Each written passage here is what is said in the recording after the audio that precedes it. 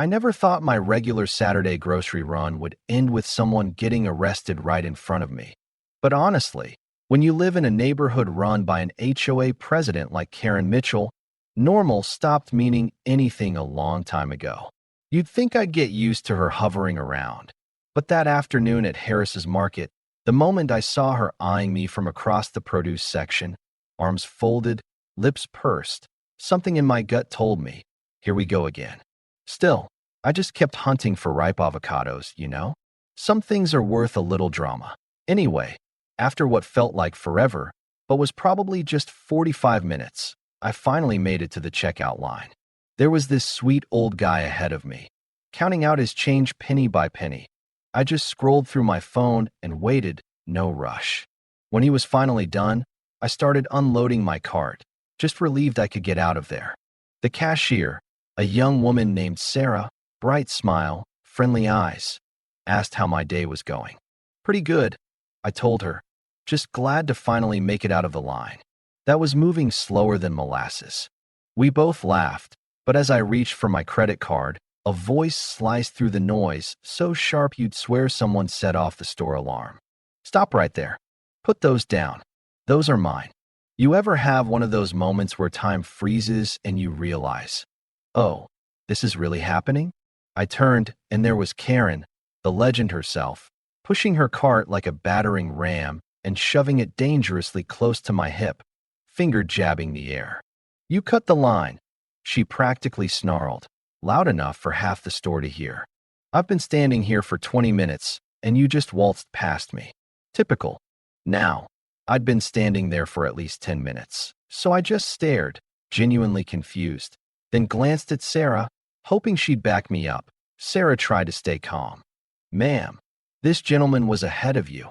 I saw him waiting, but Karen just doubled down, demanding a manager and even reaching across me to grab one of my shopping bags. Suddenly, I'm in this weird tug-of-war in the checkout lane, fighting over a bag of groceries with my HOA president. It would have been funny if it wasn't so ridiculous. Let go of my groceries, I told her, trying not to sound as annoyed as I felt. Sarah, clearly stressed, piped up, actually, he hasn't paid yet, but those are definitely his items.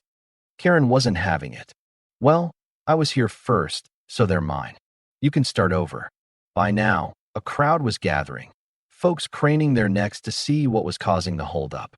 I even spotted a couple of phones out, recording the chaos. Because why not, right? This is America. We record everything. I took a breath, try to keep it cool.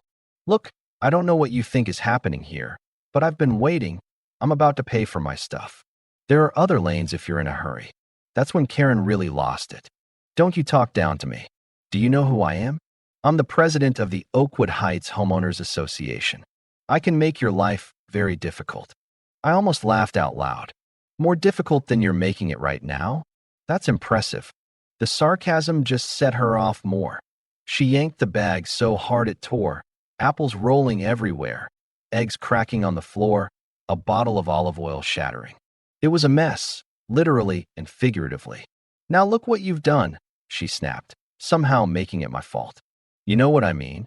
The store manager, Greg, nice guy, always looks exhausted, came rushing over.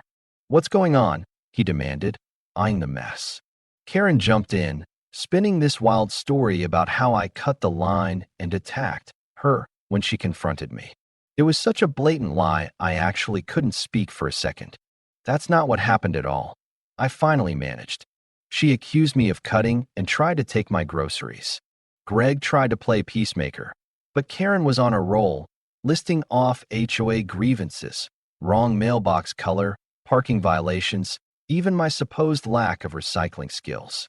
I wanted to say, lady, if you spent as much energy planting trees as you do policing me, this neighborhood would be a rainforest.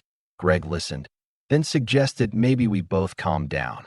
I am calm, I said, which was mostly true, even though my heart was thumping out of my chest. Karen, meanwhile, demanded I be banned from the store. That's when the crowd started chiming in.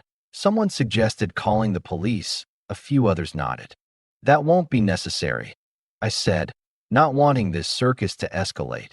But Greg, for once, took charge. Actually, I think that might be best. We have a zero-tolerance policy for this kind of thing. Karen's jaw dropped. You're calling the police on me? I spend thousands here every month. I'll have your job for this. But Greg stood his ground, asked her to wait for the officers, and quietly moved me to another register. And just when I thought the whole thing might finally fizzle out, Karen lunged, grabbing my arm, her nails digging into my skin. I pulled back. She slipped on the oil, tried to catch herself on my remaining bag. The eggs spilled out, and in the scramble, she slapped my wrist, hard enough to leave a mark. Did everyone see that? She shrieked. He tried to hit me, but the crowd? Oh, they'd seen everything, and at least 5 people had it on video. Some college kid from the candy aisle actually walked up, held out his phone, and said, I think the video tells a different story. You could see Karen's hand smacking my wrist clear as day. Now Karen started spinning new stories. He threatened me in the parking lot. You didn't see what happened before, just grasping at straws. Then, like the world's most awkward sitcom, the automatic doors slid open and in walked 2 police officers. Greg gave them the rundown. Then one came over to me, a no-nonsense woman, probably seen her share of grocery store drama. I told her what happened, showed her my wrist, explained the whole mess from start to finish, trying not to sound as tired as I felt. Meanwhile, Karen was trying everything on the other cop, name-dropping the HOA, dropping the name of the precinct captain, acting all buddy-buddy, but he wasn't buying it. Ma'am, that's not relevant, he said, totally deadpan. So she switched tactics, pretending to be scared, telling him she was just defending herself. But by now, witnesses were shaking their heads and a bunch of folks were waving their phones like, want to see the footage? The college kid stepped up again. Officer, I've got the whole thing from the beginning. She was the aggressor. It was like the whole store had turned into a jury. And for once, Karen was outnumbered. The officers huddled, then came back and asked me if I wanted to press charges for assault. Honestly, I hesitated. I mean, who wants to spend their Saturday wrapped up in paperwork? But looking at Karen and thinking about all the stories neighbors had whispered about her over the years, I decided, yeah, it was time someone stood up. I'd like to press charges.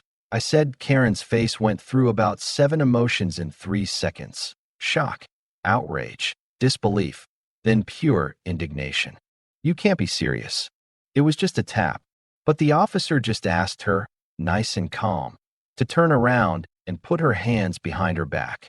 She protested, clutched her handbag, tried to make a scene, but the officers weren't playing. Ma'am, you're being placed under arrest for assault and disturbing the peace. You have the right to remain silent. For once, Karen was. The whole store had gone quiet. People just watched as the self-proclaimed queen of our neighborhood got let out in handcuffs, still muttering about lawsuits and calling the board. As she was escorted past the registers, one of my neighbors leaned in and whispered, about time someone stood up to her. Greg helped me gather the surviving groceries, insisted the store would cover the damages. Your groceries are on the house, he said, and honestly, it was the best customer service I'd ever gotten. As I headed out, people stopped me to say thanks, to share their own Karen horror stories. It was like a weight had lifted off the whole block. 2 weeks later, a notice arrived. Emergency HOA meeting, main agenda, whether to remove Karen as president, given her recent conduct. Turns out, the store videos had gone viral. Local news picked up the story. People started sharing their own run-ins with her. At the meeting, the vote was unanimous. Even her old friends turned against her. Karen was removed as HOA president, fined $2,000, facing possible jail time for assault. When the verdict was read, she just stood up, knocked her chair over, and stormed out. The click of her designer heels echoing down the hall. But you know what? The story didn't really end there. Some folks said it was about justice. Others thought it was just a long time coming. Me?